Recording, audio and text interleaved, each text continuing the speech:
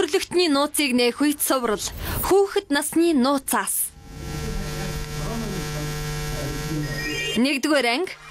Эрэгтэй эмэгтэй хүүхэд. Энэ хорвоод эрэгтэй эмэгтэй эхрүүд мэндэлжээ.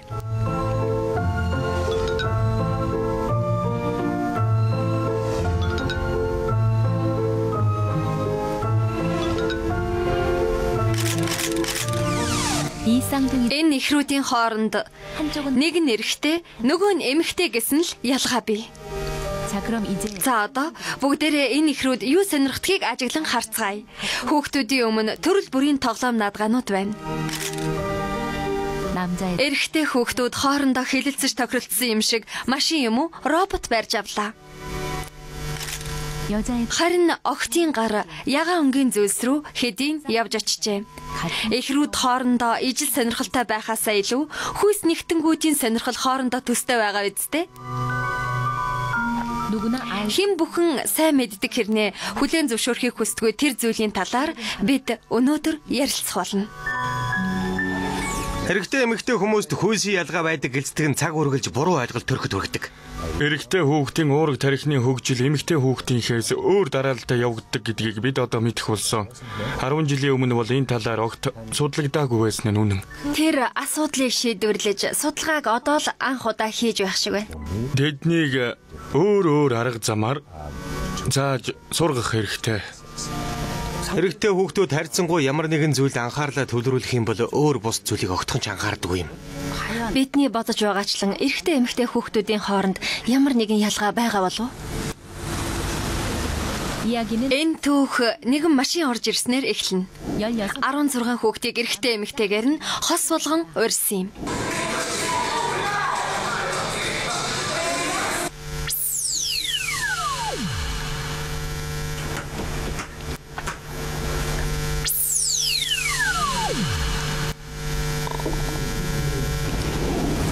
Эрэгтэй 8, эмэгтэй 8 хүүхэд. Хүүхдүүд олон төрлийн туршилтанд орно гэдгээ мэдэж байлаа.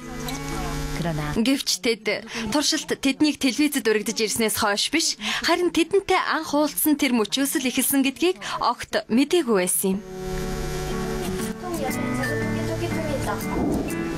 За, хамтдаа эргэн санацгаая. The other people watching me, and we're all people watching the other people watching we, and we're as lonely as we wanted to be. Хахан хэдэн настай юм шиг харагдаж байна. Та нар хаана амьдардаг вэ? Хахан бол Канадад амьдардаг. Төрөөчийн шинжилгээний хариу. За, хахан хөдлөлөө шүү. Машин дотор суйрлуулсан нууц камераар хүүхдүүдийн үйлдэл бүрийг бичиж байгаа бөгөөд жолооч нь мэдээж жүжигчин. Эрэгтэй эмэгтэй хүүхдүүд тодорхой нэг газрыг өнгөрмөгц адилхан яриа асуулт сонсох болно. Эрэгтэй эмэгтэй хүүхдүүд хэр өөрөөр эргэн санах бол нэр чинь хэн бэ? Хоо Ямин. Телевиз хүртэл унаж ирсэн машин чи ямар өнгөтэй байсныг санаж байна уу? Хар өнгөтэй. Хар машин байсан. Хар өнгөтэй байсан. Сайн мэдэхгүй байна. Би сайн санахгүй байна. Энэ ямар маркийн машин бэ? Машин дотор ямар хөгжим сонссноо санаж байна уу? Тэр хөгжмийн нэр нь хавар юу дөрвөн улирал. Сайн мэдгүй байна. Санахгүй байна. Нэрийг санаж байна уу? Нэр нь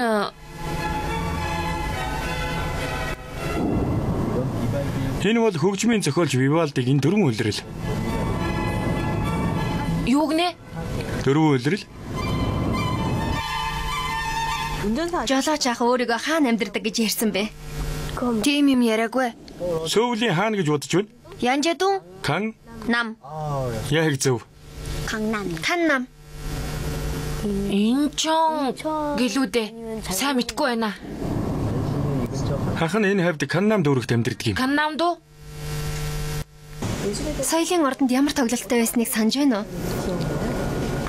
Дөө Дууны аяар усан ориглоор оргилдог. Тийм ээ. Сайн мэдгүй байна. Санаж байна уу? Бүжиглэж байсан өдөр. Жолооч ахтай хаана уулзсан бэ? Намбуу терминал буудал. Намбуу терминал. Намбуу терминал. Намбуу терминал. Тэр уулзсан газар Метроны буудал. Метроны буудлаа? Санаж байна уу? Кёдэ буудал байсан баха. Хачирхалтай байгаа биз? Эрэгтэй хүүхдүүд машины марк, өнгө, болцсон газар зэргийг санаж байхад охид сонссон хөгжим, нас зэргийг илүү сайн санаж байх юм. Энэ ялгаа чухам юу хэлээд байгаа юм болоо? Одоо бид урд нь хэний ч хийж үзээгүй, огт мэдэхгүй туршилтыг эхлэх болно. Одоо бид урд нь хэний ч хийгээгүй, шинжлэх ухаанаар нотлоход амаргүй зүйлийг хийх гэж байна. Эцэг эхчүүдийн хувьд он удаан жил мэдхийг оролдож ирсэн хүү охин, эрэгтэй эмэгтэй хүүхэд юугаараа өөр юм. Тэдний ялгаатай талыг мэдхийг хүссэн зүйлийг нотолж харуулах болно.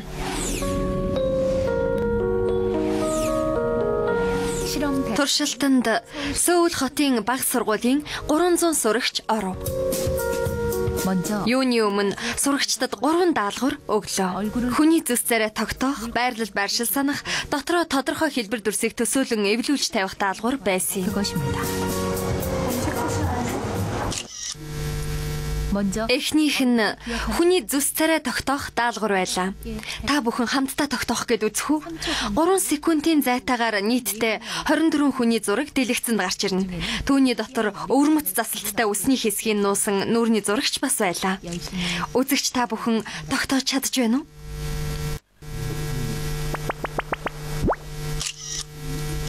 Хэсэг хугацааны дараа 2 дахин олон буюу 48 хүний зураг дэлгэцэнд гарч ирнэ.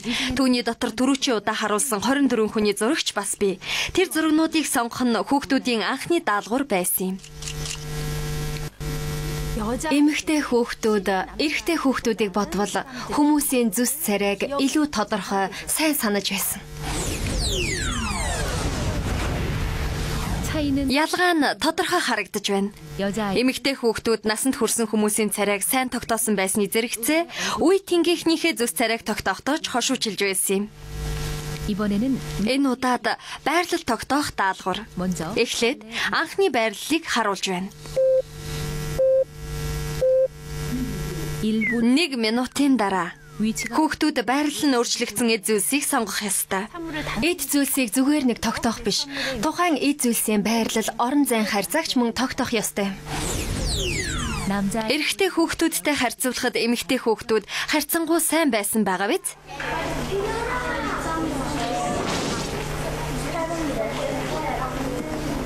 Энэ удаад ямар байх вэ? Төсөөлөн эвлүүлэх даалгавар. Хүүхдүүдэд дүрсийг харуулад түүнийг янз бүрийн өнцгөөр эргүүлэх маягаар төсөөлөн эвлүүлж тавих даалгавар юм. Харин энэ удаад эмэгтэй хүүхдүүд төрүүлж чадсан болов?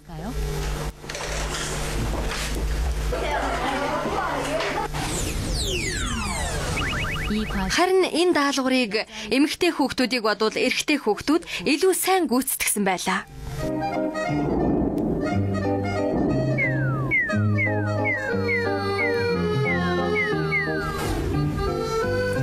Дотроо төсөөлн зурж тааруулах биш харин бодитоор зурж үзвэл ямар байх вэ? Бид тэднээс 1 минутын дотор ундаг дугуй зурхийг хүслээ. Үүний зэрэгцээ насанд хүрсэн эрэгтэй эмэгтэй 40 хүнд мөн адил даалгавар өгсөн юм.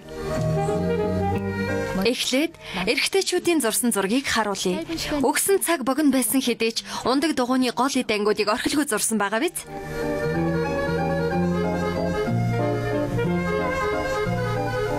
Харин эмэгтэйчүүдийн зурсан зураг ямар байсан бол энэ дугуйг хүн унд чадах болов? Хүн хүртэл зурсан байна шүү.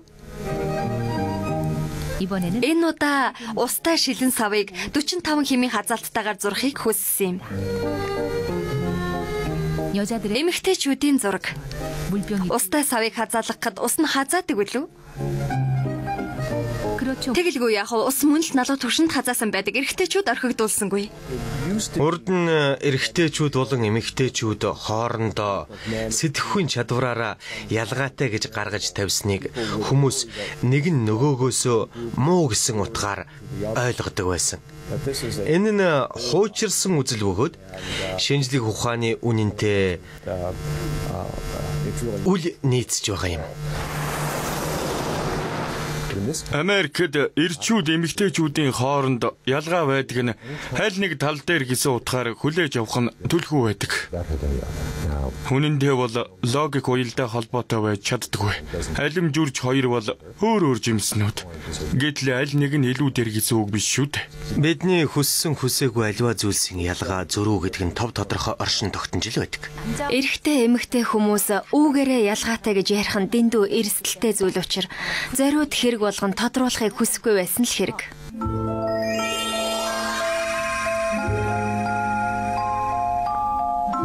За, уншаарай. Эхлэе. Нар холуур хүрээлвүү, ойроор хүрээлвүү. Хүмүүсийн нотлохыг хүсдэггүй тэр ялгаа тэрхүү тааламжгүй үнэн нэг нэгээрээ илэрч байгаа нь. Эхлээд эрэгтэй эмэгтэй хүүхдүүдийн хэл ярианы чадварын ялгааг харцгаая. Манай гэрийн урд байшингийн хажуу байшингийн хойд цонхны хаалт там бол манай гэрийн урд байшингийн хажуугийн байшингийн хойд цонхны хаалт там бол манай гэрийн урд байшингийн хажуугийн байшингийн урд цонхны хаалт давхар. Урд айлын буурцагны зутан шүлэн улаан. За, яаралгүй. Урд айлын буурцагны зутан шүлэн улаан буурцагны зутан шүл бол хойд айлын шашны зутан шүлэн. Урд айлын буурцагны зутан шүлэн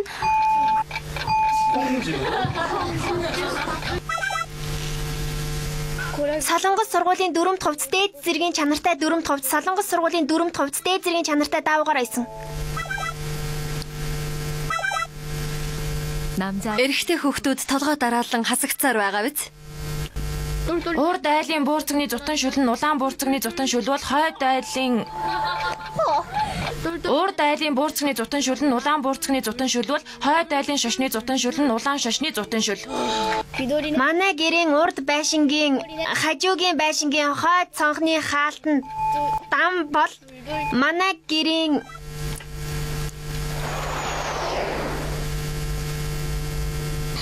Солонгос сургуулийн 4 товцос Солонгос сургуулийн 4 товцос дээд Солонгос сургуулийн 4 товцос дээд зэргийн чанартай 4 товцос. 4-р шатанд эрэгтэй хүүхдүүдээс ганцхан хүүхдэл үлдсэн байлаа. Кинонд орохын өмнө бүгд яг зэрэг зохиолоо хүлээж авдаг. Гэтэл эрэгтэй эмэгтэй жүжигчдийг харьцуулахад эмэгтэй жүжигчдийн хувьд зохиолыг өөрийн болгох зэрэгт харьцангуй бага цаг зарцуулдаг нь харагдсан. Эрэгтэй хүүхдээс хэрхэн мэдэрч байна гэж асуухад тэдний хувьд шулуухан, элен далангүй, оновчтой үгээр хариулах хэцүү байдаг. Учир нь эрэгтэй хүүхдийн уураг тархиндах хэл яриа болоод сэтгэл хөдлөлийг хариуцсан хэсэг нь эмэгтэй хүүхдийнхаас илүү хол байрлсан байдаг. Үүнээс харахад уураг тархины хэмжээ нь ялгаатай байгаа биз? 5 настай эрэгтэй хүүхдийн уураг тархиндах хэл яриатай холбоотой хэсгийг цаатар ажиглан харах юм бол 3 юм уу 3 хагастай эмэгтэй хүүхдийнхтэй төстэй байдаг.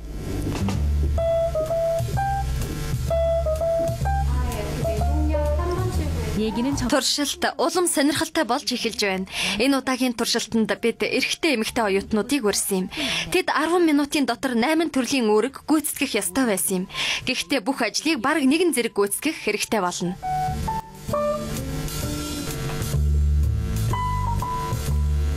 Анхнаасаа л бүх зүйл тодорхой харагдаж байгаа биз? Бүсгүйчүүд харьцангуй тайван байхад харин эрэгтэйчүүд нэг л будилж төөрсөн, сандарч твдсэн хүмүүс. Өмс гисэн даалгавар өгөөгүй юмсан. Сандарч твдэж байгааг нь харуулж байгаа биз?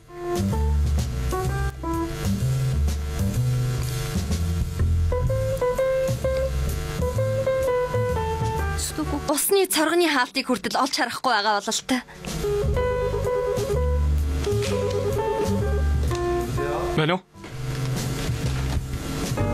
Ману.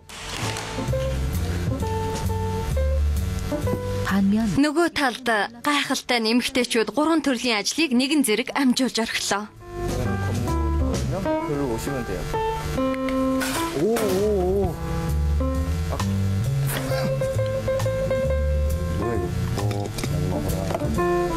10 минутын дотор даалгавраа биелүүлж чадсан эрэгтэй оюутан нэг ч гарсангүй. Юунаас эхлэхээч мэдэхгүй их сандарлаа. Цаас ховлж байдлаа уц дуугараад, хонхч дуугараад үнэхээр ухаан сөхөөгүй байлаа. Би эндүүдх уцааж олоогүй.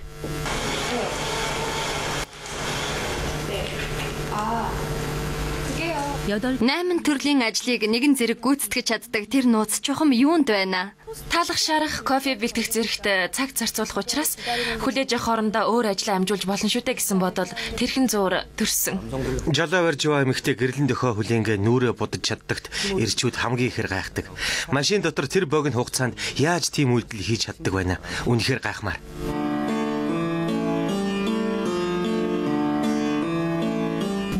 Мэдээж эрчүүдийн сайн чаддаг зүйл гэж тусдаа бий. Жолоо барьдаг болоод яг адилхан хугацаа өнгөрч байгаа эрэгтэй эмэгтэй 6 хүний машины байрлуулах чадварыг шалгаж үзцгээх үү.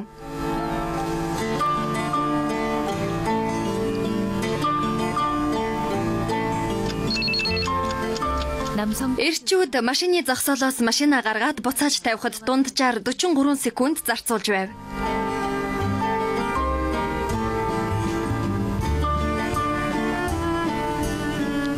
Хитрхи хашир нэхур хандаад байгаа хэрэгүү айж болгоомжлоод байгаа юм болов? Хит хитэн удаа ухарч урагшилж нэг ухралтаар машина тавьж үнэхээр чадсангүй. 3 дахин урт хугацаа зарцуулав. Ерөнхийдөө эрчүүд бүсгүүчүүдийг бодвол төсөөлн сэтгэх чадвараараа хараа илүү байдаг. Машин байрлуулах чадвартай холбоотой судалгаа хүртэл байдаг л да. Ухрах чадвар өөрөөр хэлбэл 3 хэмжээст орон зайдах машины хөдөлгөөн нь дүрслэн бодох чадварыг харин ч нотолж өгч байгаа.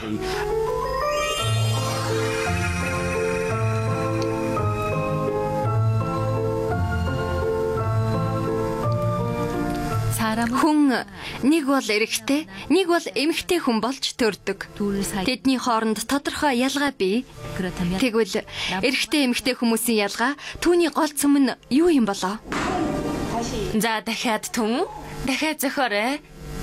Дахиад зөхөрөө түн. Яа өвдөж байна шүү дээ. Хамт тоглож байсан ээж нь гараа алхаар цохиулсан дүр үзүүлв.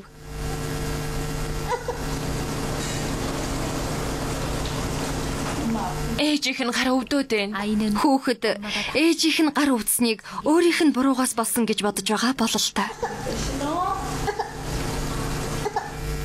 Эцэст нь охин уйлж орхив.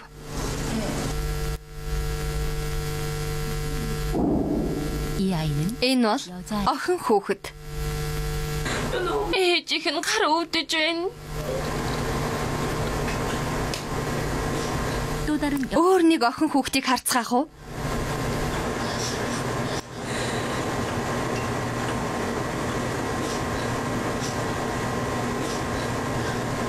Энэ хүүхэд ч мөн адил тэр даруйл хариу үйлдэл үзүүлж байна.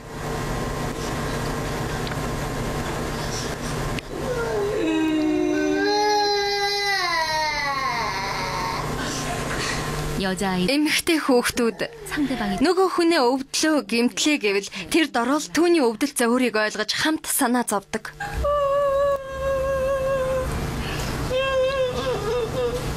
Тэгвэл эрэгтэй хүүхдийг харцгаах уу? Ээжийнх нь хороо өвдөд байна. Цус гарч байна. Энийг хараач. Цус гарч байхад хүртэл огт тоохгүй байх юм.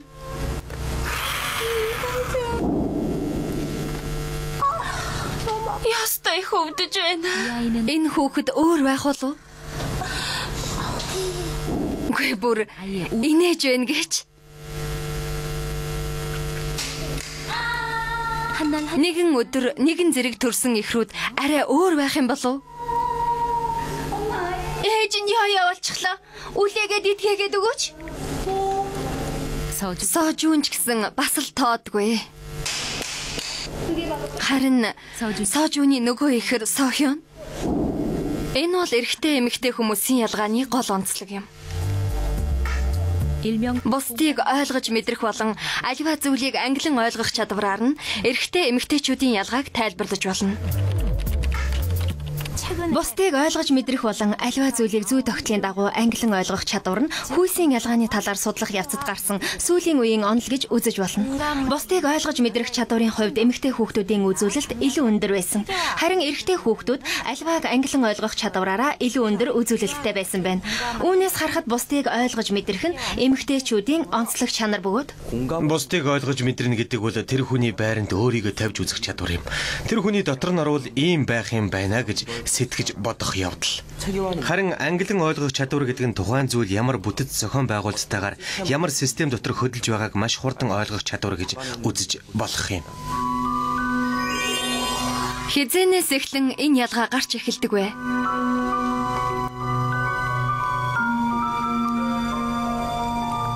Тэгвэл энэ ялгаа хизэнээс гарч эхэлдэг юм бол дөнгөж төрсөн хүүхдүүд өөрсдийн хүйсийн ялгааг ойлгож хүлээн зөвшөөрч чаддаггүй. Гэвч тэр байдал удаан үргэлжилдэггүй байна. 3 сартай 4 хүүхэд 12 сартай 4 хүүхдийг харьцуулж үздэхэх үү? Хүүхдүүдийн өмнө 2 дэлгэц байна. Хүүхэд аль дэлгэцийг харж байна вэ гэдэг нь чухал юм. Сайн уу Жаала? Чамтай танилцсандаа баяртай байна. Сайн уу Жаала? Чамтай танилцсандаа баяртай байна. Дэлгэцэн дээр хүмүүс амаараа яг адилхан үг хэлж байгаа боловч нэг л дуу сонсогдож байгаа биз? Ээжтэйгээ төстэй юу? Аавтайгаа адилхан уу?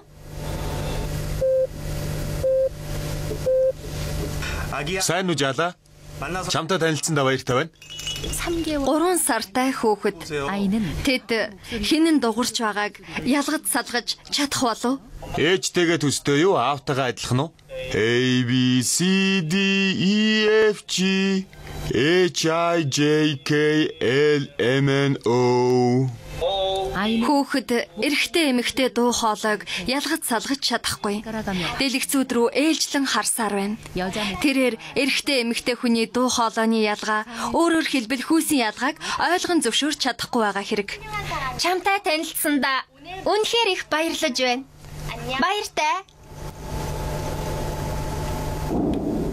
Чиний нүд их хөөрх юм аа? Ээжигээ дуурайсан уу? Аавыгаа дуурайсан уу?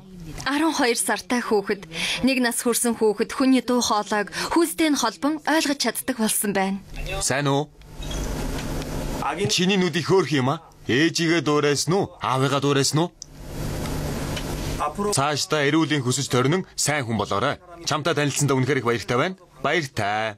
Эрэгтэй хүнийг нүд салгааргүй харж байгаа биз? Эрэгтэй эмэгтэй хүйсийг ойлгож хүлээн зөвшөөрч байгаагийн нотлогоо юм. Хүүхдүүд төрснийхөө дараа өөрийгөө эрэгтэй эмэгтэй гэдгийг огт ойлгож ухаараагүй байдаг. 3 нас хүрэхээр бие махбодын хувьд хоорондоо ялгаатай болохоо ойлгож ирдэг. Тэгээд би эрэгтэй эмчин ийм, чи эмэгтэй учраас тийм, би эрэгтэй, чи эмэгтэй гэдэг өнцгөөс харж эхэлцгээдэг байна. Гэвч хүйсийн ялгааг ойлгож байгаа нь ангилан ойлгох чадвар хараахан биш юм. 4 настай хүүхдүүд. Тэдэнд эрэгтэй эмэгтэй хиймэл хүн өгч ээж аав шиг хувцлаж гоёорой гэсэн юм.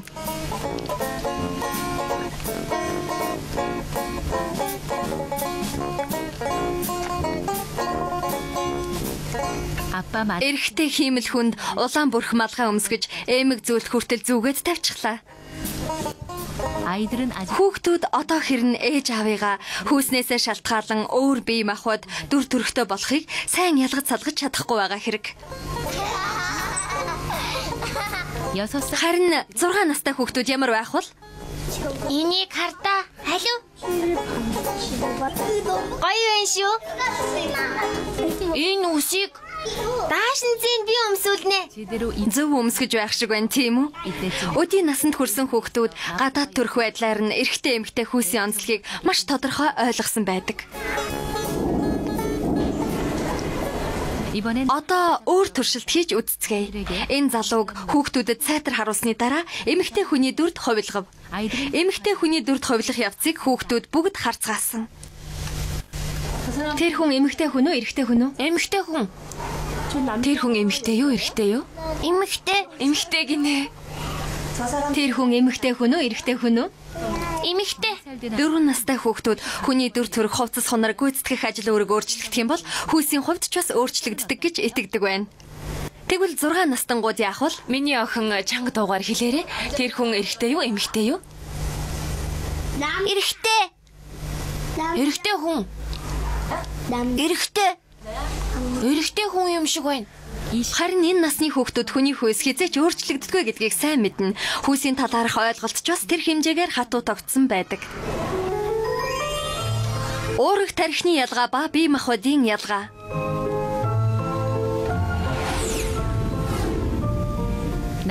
Би эрэгтэй хүн, би эмэгтэй хүн гэх өөрийн талаар ойлгож, тань мэдэх тушаал бүгд тархинаас эхлэлтэй. Эрэгтэй эмэгтэй хүмүүс өөр үйлдэл хийдэг нь уурах тархины ялгаанаас л болж байгаа хэрэг. Өөрөөр хэлбэл эрэгтэй эмэгтэй хүмүүсийн тархи өөр юм. Бокс. Хоол. Тэгвэл эрэгтэй эмэгтэй хүмүүсийн сонсох чадварын ялгаанаас өмнө тэдний тархины ялгааг ярьцгаая.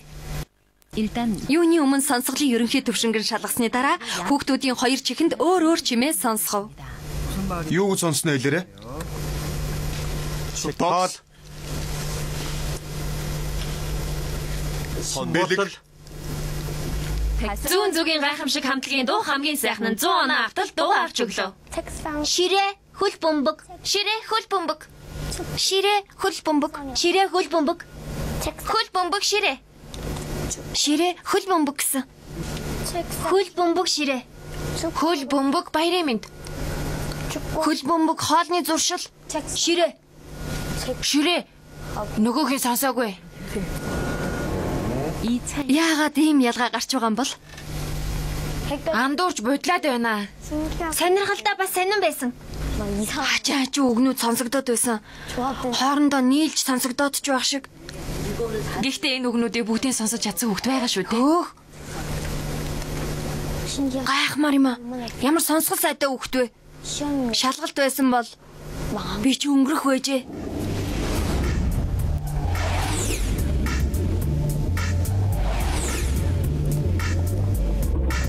Эмэгтэй хүний уурах тархины 2 талын холбоос илүү ойрхон байх ба их тархины гадаргууны тусгай хэсэгт 11% илүү их нейрон буюу мэдрэлийн эс байдаг тул хэл ярианы чадвар сайтай байдаг байна.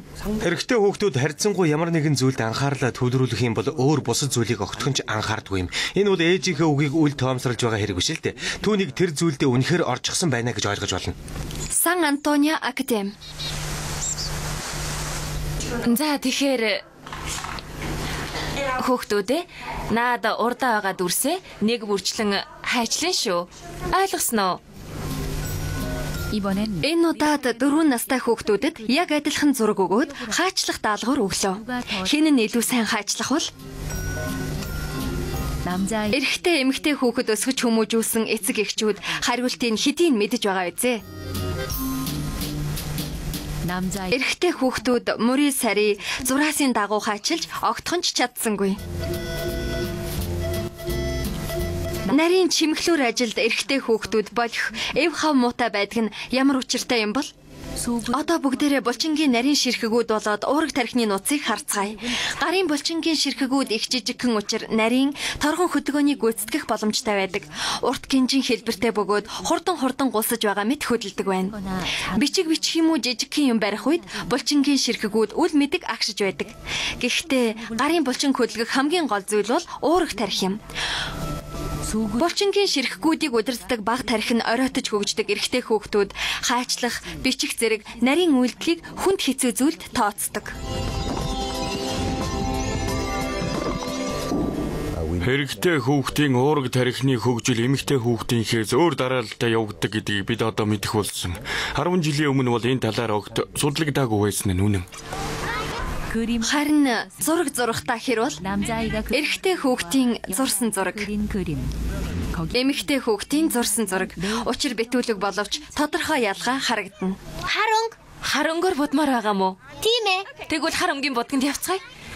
Эмэгтэй хүүхдүүд бол гэгээлэг өнгөнд дуртай байдаг. Харин эрэгтэй хүүхдүүд бараа өнгийг илүү сонгодог юм.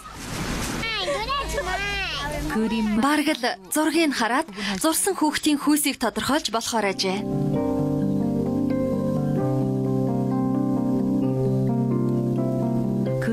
Зураг зурх үед илрэх энэ ялгаа чухам яагаад гардаг юм бол нууц нь хүүхдүүдийн нүдэнд байгаа. Эрэгтэй эмэгтэй хүмүүсийн нүдний торлог бүрхөвч өөр байдаг ажээ. Ихэнх хэрчүүдийн торлог бүрхөвч эмэгтэйчүүдийнхийг бодвол зузаан байдаг. Тэр бол биеийн өндөр хийгээд настаа огт хамааралгүй юм. Нүдний торлог бүрхөвчин тархсан харааны эсүүд эрчүүд эмэгтэйчүүдийн хоорондын ялгааг үүсгдэг ажээ.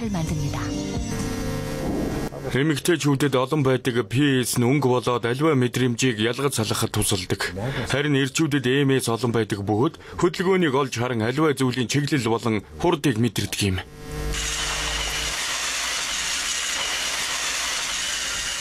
Эрэгтэй хүүхдүүдийн нүд хөдөлгөөнийг илүү мэдэрдэг учраас тиймэрхүү тоглоомыг илүүд үздэг байна.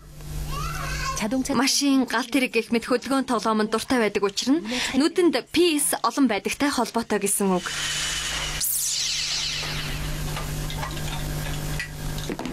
Эмэгтэй хүүхдүүд ягаан өнгөнд дуртай байдгийн учир шалтгаан нь мөн л адил. Хүйсийн ялгаа зөвхөн нүдний торлог бүрхөвч төдийгүй нүдийг удирддаг уурэг тархинд ч илэрнэ. Бэлгийн даврын нөлөөгөөр эрэгтэй хүний уурэг тарих тэр тусмаа өнчин тархины хэмжээ эмэгтэй хүнийхтэй харьцуулахад 2.5 дахин том байдаг.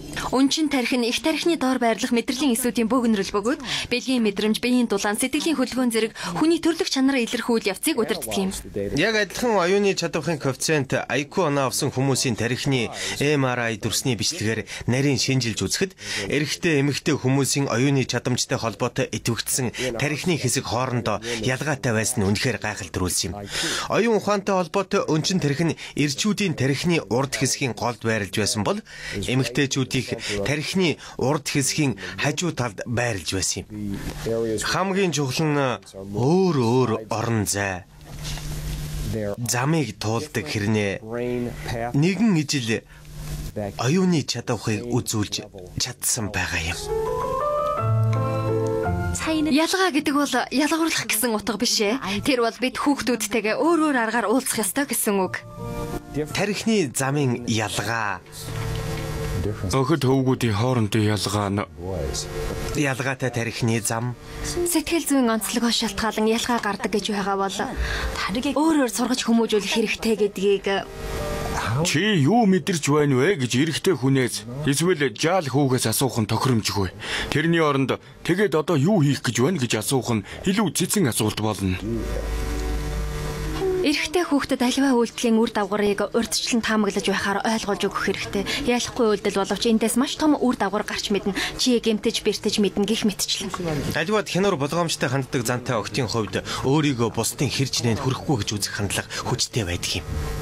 Америкт 5 настай хөвгүүдэд уншиж бичгийг хэдийн зааж эхэлсэн байдаг нь үнэхээр асуудал үүсгэж байгаа хэрэг юм.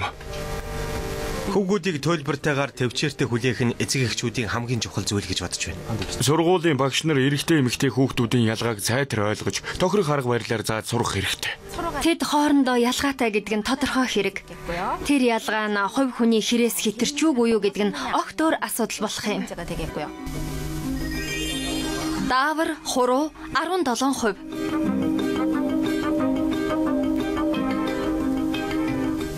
Эрэгтэй хүн ба эмэгтэй хүн тэдний хоорондын ялгааны талаарх яриа маань хараахан дуусаагүй байна. Биднийг хүүхдүүд өрснөх та санаж байгаа үсттэй. Тэр үед бүх хүүхдийн гарын алгыг хувилах машинаар хувилж авсан юм.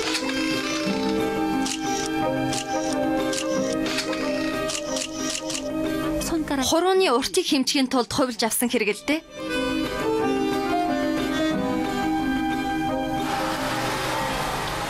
Энэ хүн бол хурууны уртаар бэлгийн дааврын ялгааг мэдэж болохыг нотолсон эрдэмтэн.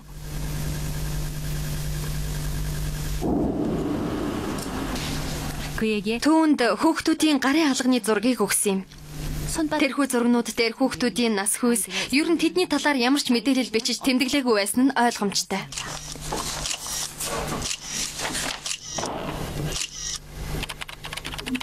Үннийг хэлэхэд хурууны урт нь хүйсийн ялгааны талаарх орчин үеийн судалгааны хамгийн халуун сэдв болоод байгаа билээ. Түүний гаргасан хурууны урт бэлгийн даавартай холбоотой гэсэн онолыг хэлж байгаа юм л да. Анх сонссон хүн бол юу гинэ хурууны урт бэлгийн даавартай холбоотой гинэ гэж гайхах нь ойлгомжтой. Дараа нь харин асуултууд урган гарч ирнэ. Яагаад долоовор хуруу эм бэлгийн эстроген даавартай? Харин ядам хуруу эр бэлгийн тестостерон даавартай холбоотой гэж? Хурууны уртын харьцаа нь долоовор хуруу болон ядам хурууны урттай харьцуулснаар тодорхойлж болно. Хүүхдийг төрөхийн өмнө эм бэлгийн эстроген даавар долоовор хуруунд нь нөлөөлдөг бол эр бэлгийн тестостерон даавар ядам хуруунд нь нөлөөлдөг болох нь тогтоогдсон юм. Тэгэхээр ядам хуруу нь долоовор хуруутай харьцуулахад харьцангуй урт байхын хэрээр төрөхийн өмнө тестостерон даавар их хэмжээгээр ялгарч байсан гэсэн үг юм. Хүйсийн өөрчлөлт нь үр хөврөл ихэн умаад байх үеэс явагдаж эхэлдэг. Анхандаа бүх үр хөврөл эмэгтэй байдаг бол 8-аас 14-7 хоногтой болох үед урагт дамжсан тестостерон дааврын нөлөөгөөр хүүхдийн уурах тарих болон бэлэг эрэхтэнд хүйсийн ялгаа гарч эрэгтэй хүүхэд болон хувирдаг байна. Өөрөөр хэлбэл тестостерон даавар илүү хэмжээгээр ялгарснаар тарихинд эрэгтэй шинж чанар давамгаалахад хүргэдэг гэсэн үг юм. Ургийг ихийн умаад 14-7 хоногтой байхад нь тестостерон даавар хамгийн өндөр хэмжээгээр ялгардаг байна. Чухам энэ үед л тестостерон даавар нь ядам хурууны уртад нөлөөлдөг гэж үзэж байгаа юм. Английн мэрэгжлийн хөл бөмбөгийн лигийн 305 тамирчин судалж үзэхэд улсын шигшээ багийн тамирчдын хурууны харьцаа нь эрэгтэй шин чанарыг давамгаалсан үзүүлэлтээр өндөр байсан. Тэдний дотор довтлогчид ялангуяа залуу шин довтлогчид хуучжуулаа бодвол илүү өндөр үзүүлэлттэй байсан юм. Хөл бөмбөгийн мэрэгжлийн лигийн шилдэгүүд болох Премьер лигийн тамирчдал гэхэд доод зэрэглэлийн лигийн тамирчдаас илүү эр хүний шин чанарыг агуулсан харьцааг харуулж байсан хэрэг. Бэлгийн дааврын нөлөөгөөр уурах тарих бэлэг эрэхтэн төдийгүй ар ясны хэлбэр хэмжээнд ч ялгаа гардаг. Хувьслын хуулиар таамаглаж үзвэл бэлэг эрэхтэн бүрэлдэн бий болох нь гар хөл үүсэхтэй адил зүйл хэмээн тайлбарлагдана.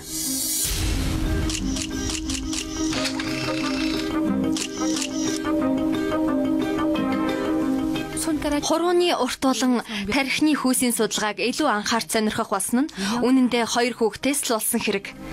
Тэдэнд эсрэг хүйснийх нь онцлог шинжүүд давамгай илэрч байсан юм. Одоо бид тэдний талаар ярих болно. Тэдэнтэй уулзахаас өмнө эхлээд энгийн гэхдээ өөрийн гэсэн онцлогтой хүүхдүүдтэй уулзаж үзцгээе. Туршилт нь сум шидэх. Тэдэнд та нарыг хэн ч харахгүй ганцаараа дасгал сургуулилт хийн гэж хэлээд зураг авалтын багийнхан талбайгаас гарцгаав. Мэдээж нууцаар бичлэг хийж байгаа нь ойлгомжтой.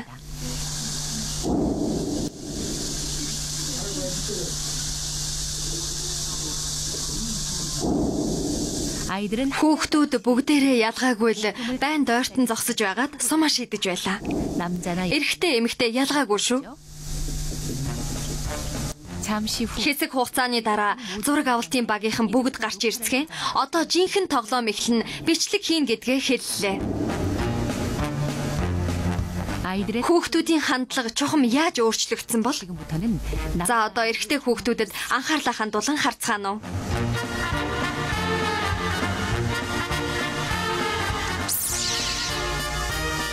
Гэнтхэн жинхэнэ эр хүн болж харагдахыг хүссэн байх та. Дасгал сургуулилт хийж байхдаа ойртож байгаад л шидэж байсан хүүхдүүд бичлэг хийж эхэллээ гэж хэлмэгц баг багаар хоошоо ухраад байх юм. Сэтгэл зүйн нэр томьёогоор хэлбэл аз туршсан өөрчлөлтийг хамгийн тодорхой харуулсан хүүхэд бол Сон Вон байлаа. Сургуулилт хийж байхдаа ийм байсан хүүхэд бичлэг хийж эхэллээ гэж хэлмэгц тийм хэмжээгээр хоошоо ухарсан байна. Мининг багш Сон Воны эршүүд чин чанарыг гарын хурууг нь хараад шууд хэлж чадсан нь хамгийн ихээр гайхал төрүүлсэн юм. Энэ хүүхдийн хурууны уртын харьцаа нь бага боловч ядам хуруу нь долоовор хуруутай харьцуулахад хамаагүй урт байгаа нь төрөхийн өмнө тестостерон даавар их хэмжээгээр ялгаруулж байсан гэсэн үг юм. Ийм хурууны харьцаатай хүмүүс ерөнхийдөө биеийн тамир спортод сайн маш хурдан гүйдэг. Ангийнхантайгаа хөл бөмбөг тоглоод ганцаараа 6 гол оруулж нэг удаа хаалганд цогсон.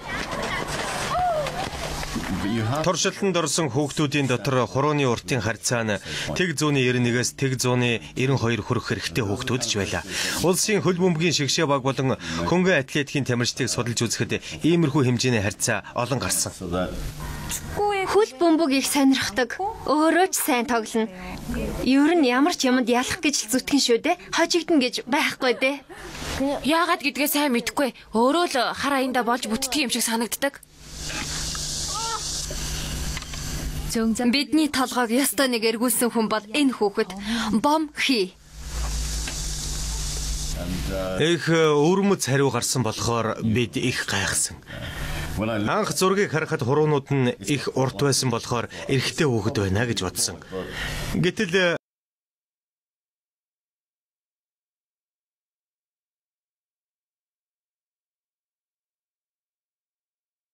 тестостерон даавар их хэмжээгээр ялгаруулж байсан гэсэн үг юм. Ийм хорооны харьцаатай хүмүүс ерөнхийдөө биеийн тамир спортод сайн маш хурдан гүйдэг. Ангийнхантайгаа хөл бөмбөг тоглоод ганцаараа 6 гол оруулж нэг удаа хаалганд цогсон. Туршилтанд орсон хүүхдүүдийн дотор хурууны уртын харьцаа нь тэг 191-ээс тэг 192 хүрэх хэрэгтэй хүүхдүүд ч байлаа. Улсын хөл бөмбөгийн шигшээ баг болон хөнгөн атлетикийн тамирчдыг судалж үзэхэд иймэрхүү хэмжээний харьцаа олон гарсан. Хөл бөмбөг их сонирхдаг. Өөрөө ч сайн тоглоно. Ер нь ямар ч юмд ялах гэж зүтгэн шүү дээ. Хожигдно гэж байхгүй дээ. Яагаад гэдгээ сайн мэдэхгүй. Өөрөө л хар аяндаа болж бүтдэг юм шиг санагддаг. Бидний толгойг ёстой нэг эргүүлсэн хүн бол энэ хүүхэд Бом Хи. Их өвөрмөц хариу гарсан болохоор бид их гайхсан. Анх зургийг харахад хуруунууд нь их урт байсан болохоор эрэгтэй хүүхэд байна гэж бодсон. Гэтэл хурууны уртын харьцаа нь эмэгтэй гэж гарч ирсэн юм. Хурууны уртын харьцаа нь нэг бүхлээс хэтэрсэн байвал ихэвчлэн эмэгтэй хүүхэд байдаг. Үүнээс харахад Бом Хи эмэгтэй шин чанар давмгаалсан тарихтай ажээ. Солонгосын сурагчдын дүрм төвц хамгийн сайн чанартай дүрм төвц. Солонгосын сурагчдын дүрм төвц хамгийн сайн чанартай дүрм төвц. Хэл ярианы чадвар шалгах туршилтанд эрэгтэй хүүхдүүд бүгд огтод ялагдаж байхад цор ганцаар тэсэж үлдсэн тэр хүү байгаа биз? Энэ хүүхдийн давуу тал болоод дутагдaltaй тал нь тэнцвэрт байдлыг үүсгэж байгаа юм. Давуу тал нь хэл ярианы чадвар гарамгай сайн гэж хэлж болох юм л да. Ирээдүйд юу болохыг хүсдэг вэ гэж юу хэл бичих юм багш. Та нар Бом Хигийн найзууд уу? Тийм ээ. Бом Хигийн хоч нь юу вэ? Авгай. Яагаад авгай гэж? Сормуус нь урт болохоор тэр дэндүү чалчаа. Их амархан уйлчих нь буруу юм хийлээ гэж дуугаа жаахан л өндөр өсгөвөл нулимс нь урсаад ирэн шүү дээ. Зүрх зориг муутай. Хоол хийх дуртай аяг тавг угаах юмхам эмхэл цэгцлээд сууж байхыг харахад яг л охин хүүхэд шиг. Эрэгтэй хүүхэд чинь найзуудтайгаа тоглож бөмбөг өшөөлөөд гүйж байх ёстой атал тийм юм огт байхгүй өөрөө дургүй юм шиг байна. Бидэнд Бом Хигээс тэсвэр зан чанартай нэгэн хүүхэдтэй танилцах ээлж ирлээ. Рубик шо эвлүүлэх. Энэ туршилтанд эрэгтэй хүүхдүүд илүү хүчтэй байх нь тодорхой. 1-р шат. За, бүгд биелнэ үү? Эхлээд. Бидний таамаглаж байснаар эмэгтэй шинж чанар давмгаалсан тарихтай Бом Хид энэ туршилт үнэхээр сонирхолтой байгаа бололтой. Рубик шо эвлүүлэх нь англин ойлгох чадвартай гүн холбоотой. Жирийн охтын хувьд тэд бусдыг ойлгох чадвар сайтай байдаг. Харин эсвэргээрээ англин ойлгох чадвараар дүлмэг байдаг юм. Гэтэл би эвлүүлээ дуусчлаа. Би эвлүүлчихлээ. Би бас. 2-р шат эхэллээ. Би эвлүүлээ дуусчлаа. Би эвлүүлчихсэн. Би бас эвлүүлчихлээ. Эрэгтэй хүүхэдтэй үзүр төрөө булаалдах Суурён. Зүгээр л санаандгүй оролдож байгаад л эвлүүлчихсэн. Суурён англин ойлгох чадвар бүхий эрэгтэй шинж чанар давмгаалсан тарихтай гэдэг нь гарцаагүй үнэн болж таарлаа. Ялангуяа тоо бодлого, физик гэх мэт сэтгэн бодох хичээлүүдэд илүү сайн өөрөө ч сонирхолтой байдаг. Тиймээс ч Тэр гоц ухаантан хүүхэд гэж үнэлэгддэг юм. Та бодлого гэхээр баг ухаанаа алдах шахдаг. Тэрэнд охин хүүхдийн зам бараг байхгүй. Хөөхөн хүүхэлдээ хараад дурлаж авах юмсан гэж хүсдэгч болоосаа гэж хаяа боддөг юм шүү. 16 хүүхдийн 2-оос бусд нь өнгөрсөн хугацаанд явуулсан туршилтаас харахад эрэгтэй эмэгтэй хүүхдийн тарих нь өөрийн гэсэн онцлог шин чанартай болох нь тодорхой харагдаж байна. Харин тэрхүү онцлог шинжлээс ангид байгаа хүүхдүүдийг хэрхэн тайлбарлах ёстой вэ? Бүх хүмүүс 100% эрэгтэй эсвэл эмэгтэй шинжийг агуулсан тарихтай байх албагүй. Бомхи юм уу, сүрён шиг эсрэг хүйсийн шин чанар давмгаасан тарихтай хүн хэр олон байдаг болоо. Хүйсийн ялгааг судалдаг дэлхийн нэртэй эрдэмтдийн сүүлийн үеийн судалгаагаар тун цөөн тооны шилдэг гоц хүмүүсийн уурэг тарих 2 хүйсийн тарихны онцлог шин чанарыг агуулсан байдаг нь нотлогдсон байна. Нийт хүн амын 17% нь эсрэг хүйсийн шин чанар давмгаасан тарихтай байдаг байна. 83-ыг харьцах нь 17. Харьцангуй бага тоо гэж хэлж болно. Харин ийм юр бусын зүйл яагаад хүн төрлөختөнд тохиолддог байна? Судалгаа хийж үзэхэд давмгайлсан генийн 10 хэдэн хувь нь удамшиж үлддэг хандлага харагдаж байгаа юм. Ер нь орчин нөхцөл гэдэг нь хизээч өөрчлөгдөж болно. Тиймээс орчин нөхцөл өөрчлөгдөх юм бол цөөнхийн маань хувьд оршин тогтноход хамгийн таатай орчин үүсэж болно гэсэн үг. Туршилт дууслаа. Хүүхдүүд энэ урт өдрийг хэрхэн дурсах бол? Сэтгэл зүйн туршилт хийн гэдгийг мэдэж байсан боловч машинд суухаас эхлээд л өөрийн мэдлгүй сандраад. Гэхдээ тэр ахын ярьж байсныг нарийн сайн сонсож чадаагүй юм шиг байна. Би гав ганцаараа санахгүй байсан. Би л санахгүй байсан. Өөрийгөө танихыг оролцсон юм шиг байна. Өөрийнхөө талаар арай илүү the other people watching me. Эрэгтэй шинж давмгаасан тарихтай эрэгтэй. The other people watching we. Эрэгтэй шинж давмгаасан тарихтай эмэгтэй.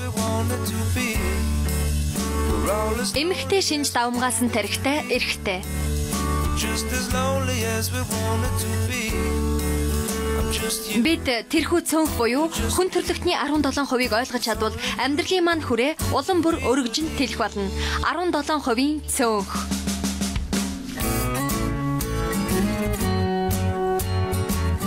Тэд бол орчин нөхцөлдөө дасан зохицохыг хичээж буй бидний ирээдүй.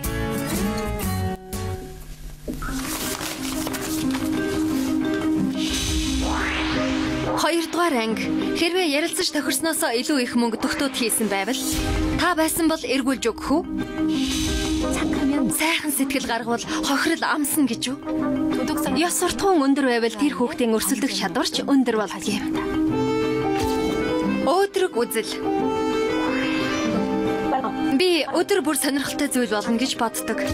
Өөрийгөө хянах чадвар, анхаарлаа төвлөрүүлэх чадвар, өөртөө итгэлтэй байдал, аз жаргалын үзүүлэлт буюу индекс. Ёс суртахууны үзүүлэлтээр ухаантай хүүхдийг таньж болно.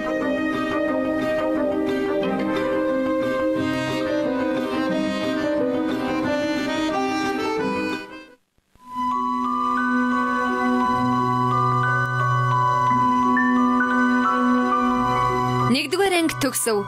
Монгол телевизийн кино гадаад нэвтрүүлгийн алба 2010 он.